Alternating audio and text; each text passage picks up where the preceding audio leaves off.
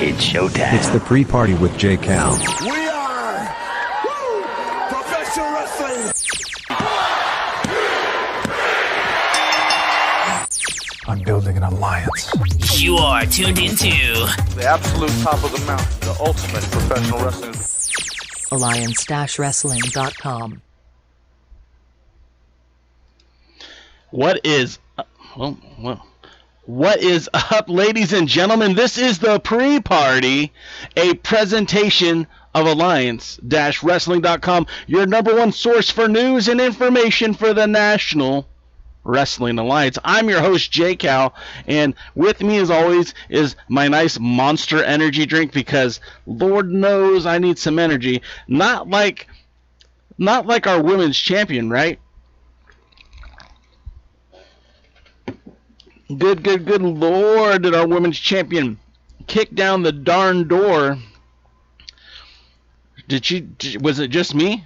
Did you guys feel like maybe Thunder Rosa made an impact on Saturday on AEW, calling out their champion, their women's champion? When was the last time that happened? Honestly, when was the last time that happened? But today, guys, today marks a milestone for our World Television Champion, Zicky Dice, the Outlandish One. The Outlandish One has now been TV champion for 175 days. Now, granted, the majority of those 175 days have been in quarantine, but I'm excited to see what the future holds for Zicky Dice. I'm excited to see what's going to happen with the future of the NWA now that we have the PrimeTime United Wrestling Network PrimeTime Live show coming into fruition. But 175 days, our boy Zicky Dice, TV champion. He did make one defense out of the NWA in Northern California in a non-NWA promotion, but he did defend that television title. So, I mean, we have to give props to the man for, he beat Ricky Starks to win that title, and he's held on to it. And what will be interesting to see some of the matchups that might play out for him down the road. Now that wrestling is kind of returning to something. United Wrestling Network just taped their first Championship Wrestling from Hollywood just taped their first couple episodes in the last week. In fact, they did 2 days worth of shooting. So, along with that, we also know that PrimeTime Live is coming as well. But let's talk more about Thunder Rosa, and let's talk more about the woman who holds the Burke. Because I don't think enough people quite realize what Thunder Rosa is doing as women's champion. Now let's throw out the window the fact that she won this belt back in January, and let's throw out the window that she also won the International Princess Championship from Tokyo Joshi Pro, all in the same month in January. And let's throw out the fact that she successfully defended against Allison Kay, and she was so bad that Melina walked out of the ring. Let's forget the fact for just a moment that our women's champion entered Southwest Wrestling Entertainment, was on Fury, and confronted Jazz, the former women's champion. Let's put all that out the window. But what she did on Saturday night legitimately changed the structure of professional wrestling today. I mean, when was the last time a world's champion came to a rival promotion to challenge another world's champion? When has that happened? The closest thing that I can think to that is when Dan the Beast Severin walked into the Monday Night Raw carrying that 10 pounds of gold with Jim Cornette and Howard Brody and Dennis Coralluzzo. It was a shit show. Pardon my French. It was silly. It had no. It didn't launch, Dan Severn into the world title picture with Stone Cold Steve Austin or Bret Hart or Shawn Michaels. It didn't put him any closer to even an intercontinental title match with the likes of Owen Hart or The Rock or anything like that.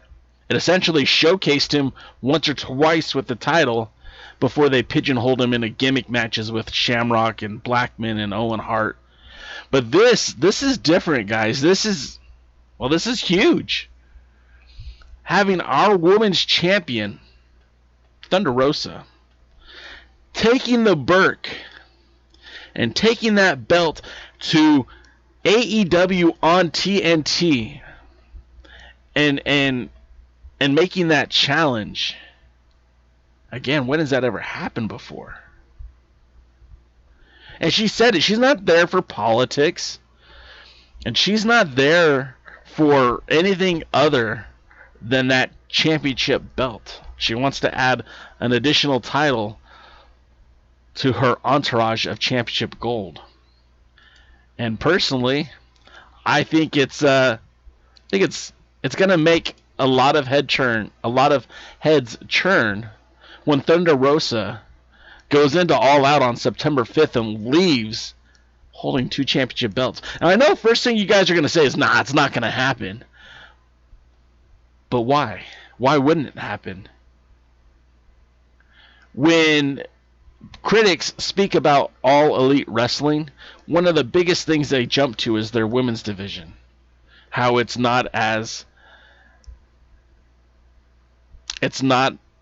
doesn't rival Impact Wrestling, doesn't rival WWE, either SmackDown or Raw or even the NXT. And a lot of people have said that that's the weakest part of the show. They literally just injected about 100 cc of excitement, entertainment, and badassery. Let's not forget, Thunder Rosa, I mean, she's a legitimate fighter.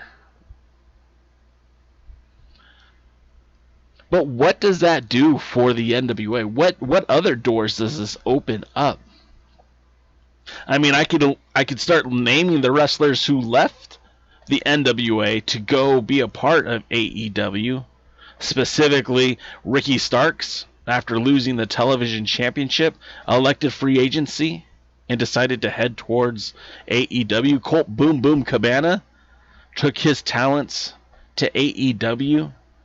Hell, Eddie Kingston, which was a huge loss for the NWA, also decided to join AEW. So Thunder Rosa's in good company. There's 4 talents who had previously appeared on Power, who are major parts of Power, now wrestling for AEW.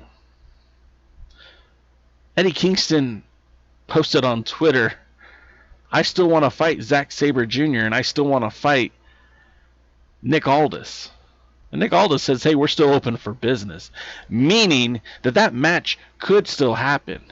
And with this, with AEW allowing access for Thunder Rosa and recognizing her as such the NWA Women's Champion and allowing her to showcase the Burke in her first promo for the promotion, clearly there's opportunity there for this working relationship to go beyond just what we saw on Saturday, to go beyond All Out.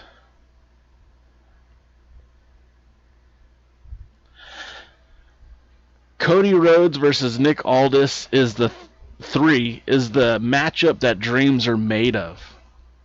And having the opportunity to see our world's heavyweight champion step in the ring against Cody Rhodes for another time would be unbelievable. For a third time. And I don't think if you're a fan of the NWA and you're challenging NWA, the long historic wrestling promotion, rich with tradition and legacy, working with All Elite Wrestling, the new guys on the block, and are ripping the NWA for allowing their champions to defend on essentially a show that's getting about 600 to 800,000 views a week. I don't think you understand the wrestling business. I don't think you understand how important it is for eyeballs to be seen right now. And quite honestly, I think the biggest crime of this all is that there isn't an NWA power right now for the NWA to capitalize on all these eyeballs who want to see more. They want to see more Thunder Rosa. They want to see more NWA. They want to see Eddie Kingston. They want to see Colt Cabana. They want to see Ricky Starks. I'm not calling for an NWA invasion of All Elite Wrestling. I'm just saying, damn, I wish we had the opportunity to showcase our guys on our platform. And I think it's a shame that the NWA isn't running right now. And I'm pretty sure that they're kicking themselves. Now, I mean, I'm sure you guys are on Twitter, and I'm sure you saw what Nick Aldis retweeted and Kyle Davis retweeted, which was the new open for Patreon subscribers to the content that the NWA is producing. And it's a cool video package, I will say that. If you guys have an opportunity to check it out, Real Nick Aldis on Twitter, check it out. If you're a Patreon subscriber, it should get you a little excited, but what is it? It's not power. So, at the end of the day, I mean, we're still looking at this as what can improve the NWA, how could it get better, and right now, it's just until they're running shows, it can't. This opportunity, maybe we'll see more AEW NWA interaction. And I see some of your guys' comments that it might spill into the United Wrestling Network, and it very well could. It very well could. As we talk about the United Wrestling Network and their plans to start posting or start having these events on September the 15th, where they're going to take the National Wrestling Alliance along with the United Wrestling Network and Thunder Studios and put together essentially a hybrid of the United Wrestling Network and NWA programming. And I'm sure some of you guys have seen the Thunder Studios picture with David Marquez. If you haven't, I'll put that up right now. I mean, it is a great venue. It's not meant for a live audience. It's meant for studio promotion. It's to produce wrestling. They're not going to have fans in attendance, so you don't have to worry about spoilers. But it is a pay-per-view. There's been no price point yet with respects to what the cost of the pay-per-view will be. But they did announce a new logo today, and I think it looks great. I can't wait to see what they have in store. But much like you guys, I'm still waiting to hear the first card. We're still waiting to see somewhat of a roster come into play. We're still waiting for a price point on the pay-per-view. But one thing that I'm pretty excited about is that they did start announcing some names who are going to be involved with the show. Now, the aforementioned, we went through the litany of roster people that potentially could be on the show, considering that the roster has ties to the NWA with the United Wrestling Network. So we're assuming that we're going to have Nick Aldis. We're assuming that Thunder Rosa. We're assuming Aaron Stevens, Eli Drake and James Storm, Zicky Dice. Those are all assumptions. I mean, pretty safe assumptions. All of those guys have worked in Championship Wrestling from Hollywood before. And then, of course, the Championship Wrestling from Hollywood champions or guys who had held the titles, guys like Watts or Static, which would be Uptown Andy Brown, and Adrian Fuego. No, Adrian. Oh gosh, I'm forgetting his name.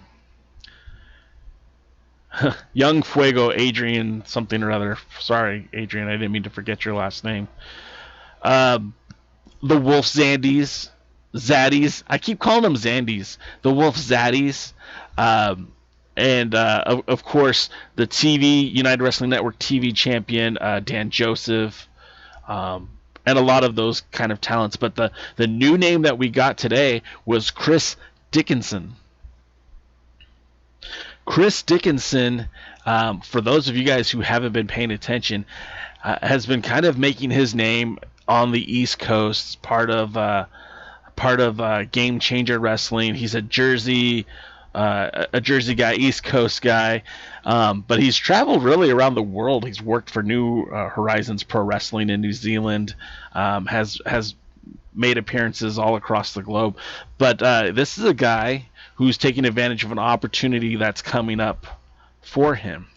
And I think the real interesting part about what we're going to see with him is, oh, great.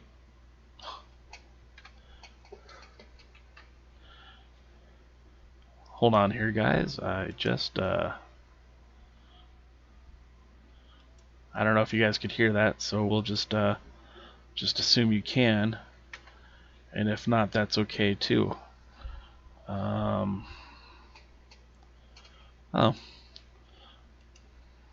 Okay.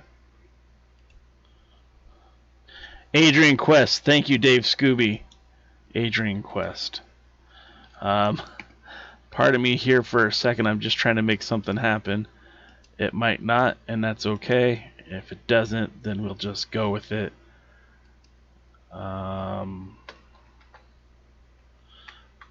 It doesn't look like it's gonna work, so nope, it's not. It's not. Anyways, so I was trying to get a video to work and it's not working, so I apologize in advance. Well, not in advance, but I apologize in time, I guess. So Chris Dickinson is a guy, again, who is former Jersey All Pro Wrestling, Game Changer Wrestling, used to tag team with Sami Callihan. He's another element, another surprise, really, of somebody who's coming to the United Wrestling Network, who we hadn't seen really before, and then now is being showcased. And that's what this show is going to be, is about finding some of those diamonds in the rough, putting some of that David Marquez polish on them, and giving them an opportunity to shine. Now, I'm not going to say that Chris Dickinson is going to be a game changer, pardon the pun. I'm not saying that he's going to be the guy to bring in 100,000 views to challenge Nick Aldis for the World's Heavyweight Championship. But what I am going to say is it's somebody new, somebody fresh, somebody that is going to be new to the show. Another guy that I would assume is going to be part of the show would probably be Will All Day. Am I saying that right? From Booker T's wrestling promotion. But I mean, that's essentially what's going on. I mean, we know that Thunder Rosa has her title defense scheduled against the American Kaiju Lindsay Snow here coming up in the next few weeks. We know that that's going to be a big deal.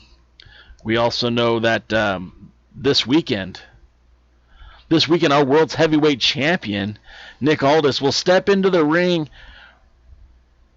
and defend the 10 pounds of gold, for crying out loud. And I'm very excited about that, and I hope you guys are too, because we're going to see a title defense, and it's going to be with Jeff Cobb on one side of that ring and a mystery opponent on the other side. It's very interesting to me to see what's going to happen this weekend, as that's going to probably set the pace for what could happen going forward. But as always, guys, I love to read your comments during the show. So, of course, hello to Wrestling with the MMA. Hello to Dave Scooby. Hello, Terry McDermott. Welcome, Willie Bowen. Welcome, guys. Willie Bowen says that the Wolf Zaddies versus James Storm Sorry, James, sorry about your damn luck, and Eli Drake for the NWA World Tag Titles. I mean, that's a great match right off the bat. That would be a very fun match to see. Dave Scooby says, with regards to Thunder Rosa, she definitely made a statement. She's a traveling champion like back in the territory days. If AEW and NWA can work together, it's a win for everyone. And that is exactly what I think. And how could it not be a victory for everyone? One of the matchups I wanted to see, and I'm sure a lot of you wanted to see, was Eddie Kingston challenging for that 10 pounds of gold. That could still happen. That could still happen, and I think it might still happen. Now, this is not, there's no information, there's no pipeline between me and Billy Corgan, so it's not like I have this predetermined information. These are just random thoughts of a fan who's been following the product very closely. Let's see more of your comments. Dave Scooby, if AEW allows talent to go to United Wrestling Network, that'd be even better. And again, that would be tremendous. That would be tremendous because before there were a lot of overtures from Dave Marquez to Eddie Kingston. So I think before he signed with AEW, I think he was part of their plans. Thunder Rosa's tweet likes jumped from 100 or so before the AEW announcement to in the 1000s after the announcement. Hey, just as aside from what we do here at the Alliance blog, I strategically placed the interview that we did with Thunder Rosa on a lot of those comments, a lot of those posts that came off of the announcement of her challenging for the women's championship in AEW, and I mean our video count jumped up pretty high too. So I mean, when we talk about moving the needle in professional wrestling right now, Thunder Rosa is someone who is moving the needle, and I think it's perfect. It's great. It's what we need. Hey, Kerouac's here. What's going on, Kerouac? Dave Scooby got me on Adrian Quest. He might be, though, and that's what makes this intriguing. Every single wrestler involved has the opportunity to be the next big name in wrestling, and that's great for wrestling. It's very smart. You're 100% right, wrestling with the MMA, because this is something that we haven't seen in a while, and that's a showcase, right? It's an opportunity to create stars. There's been times over the years where a lot of the professional wrestling companies did this with some success. John Cena had that open door challenge when he was the U.S. champion in the WWE. Cody Rhodes just finished doing his open door challenge with the AEW TNT championship. So, I mean, there is precedent for it. This pay-per-view, I mean, we still really don't know what's going to happen. And Dave Marquez is being very tight-lipped. He's not really talking about main events. We don't even know a pay-per-view price yet. But we do know that he's looking for tag teams. We do know that they're going to showcase NWA champions. And we do know that they're going to showcase United Wrestling Network champions. Hey, it was just a few years ago that United Wrestling Network announced that they were going to crown their own heavyweight champion, their own world's champion. This might be an opening for that. I'm not saying it is. I'm not saying they will. I'm just saying that there's an opportunity for them to showcase talent, again, who hadn't been seen before, and maybe put their own championship, their own brand on somebody.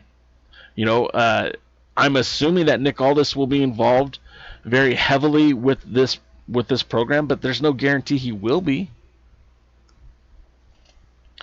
Thunder Rosa is at Wrestling Expo this weekend as well. She's staying busy. Absolutely, you're right. The Wrestling Expo, like we talked about last week, at North Richland Hills, again, an area that's rich with NWA history. We talked about the 4 champions who defended in that area previously: Dan Severn, Noya Ogawa, Mike Rapata, and Steve Corino. And now we're adding to that list Nick Aldis. And it's kind of funny because Nick Aldis is doing something that was done by, some pretty legendary names. Like, Mike Rapata, you could, give or take. Steve Corino really did bring a lot to the NWA.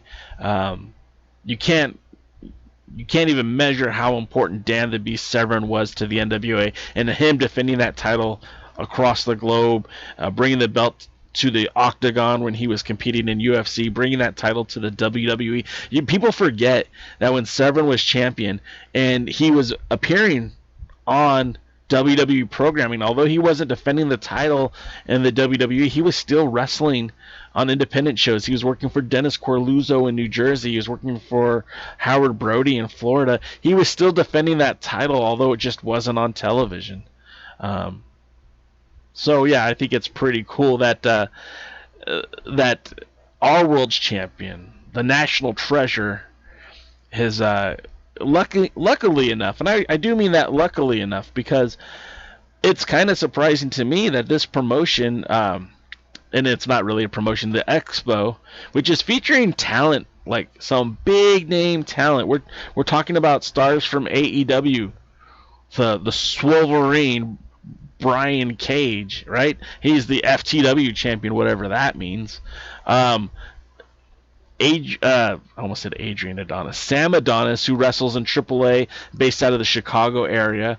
You've got Hammerstone from MLW, the Samoan werewolf, Jacob Fatu, who is the MLW world champion. You've got EC3, who's representing Ring of Honor and Impact. So there's a lot of great talent that's going to be there. Lance Archer from AEW, of course Jeff Cobb. I mean, there's just a ton of talent that's going to be at this expo. So it'll be interesting to see how it all plays out and who that third man in the ring's going to be. I hope you guys will be paying attention this weekend. Of course, visit alliance-wrestling.com. That's your number one source for news and information for the National Wrestling Alliance, and we'll keep you posted on what's happening. We should have some correspondence there, so we'll let you know more as we hear it. Willie Bowen said Ken Shamrock was a great NWA World's Heavyweight Champion. Shamrock did some good. I mean, look, he was the guy that bridged the gap into the new era of the NWA. Unfortunately, and I do mean this unfortunately, for whatever reason, Impact Wrestling and Dan Severn could not work something out where he was there to defend the World's Heavyweight Championship, and I think that was one of the biggest gaffes that TNA Wrestling did right away. And I don't know about you guys, part of the reason why I'm excited about this PrimeTime Live by the United Wrestling Network is because I was one of those guys who was subscribing to Impact Wrestling every Friday night. Or not Friday night, I forgot what night it was. But it was the weekly pay-per-views. I was spending $10 a pay-per-view, and I had to have ordered the first 10 or so. And seeing Ken Shamrock, who back then the dirt sheets weren't as vocal as they are now, and having him show up in Impact Wrestling kind of blew my little mind. And there were guys like The Wall and who else was in that? I want to say Scott Hall. But it was just an interesting time, and then Ken Shamrock comes out of nowhere, wins the tournament, wins the Battle Royal to become champion, and that launched Impact Wrestling, that launched TNA, and have you guys seen Ken Shamrock lately? The guy looks great. It's hard to believe that he's so far removed from his prime in wrestling, but he's a guy that I think will be remembered very fondly by NWA wrestling fans and Impact Wrestling fans. But I don't foresee him making any kind of impact in the NWA today. So, gosh, I really wish that Chris Dickinson video would have worked.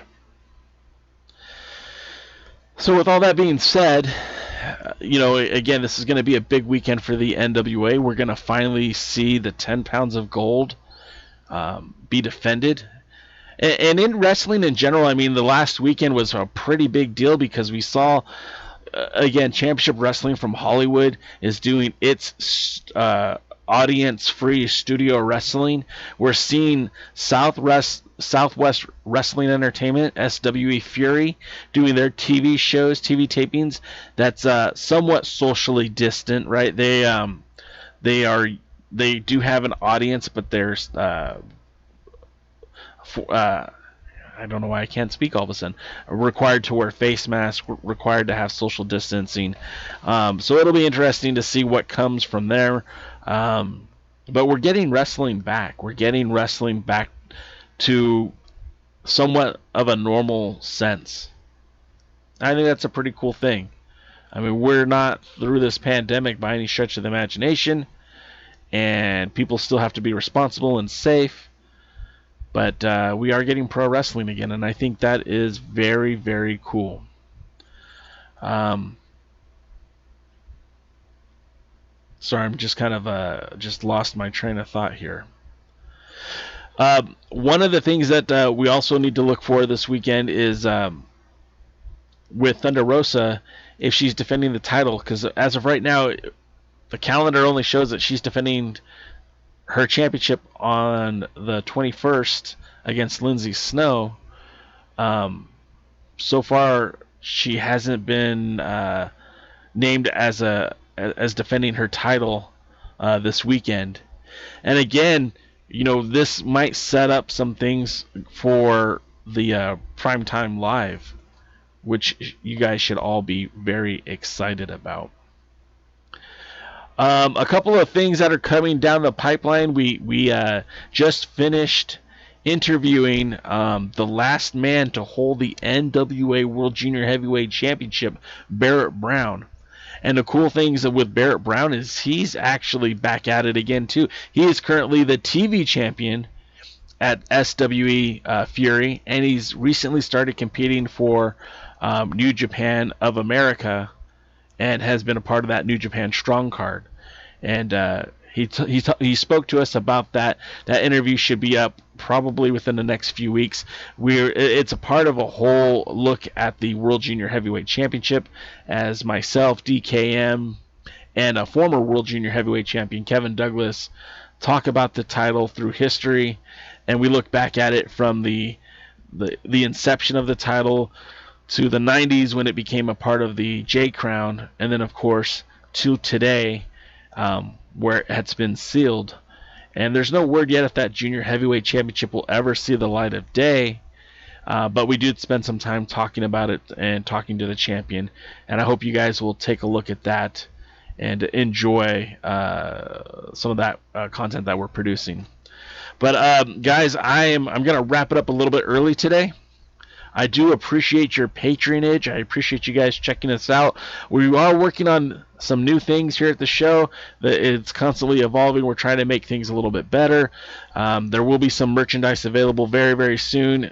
Some new merch if you guys are interested in picking some things up.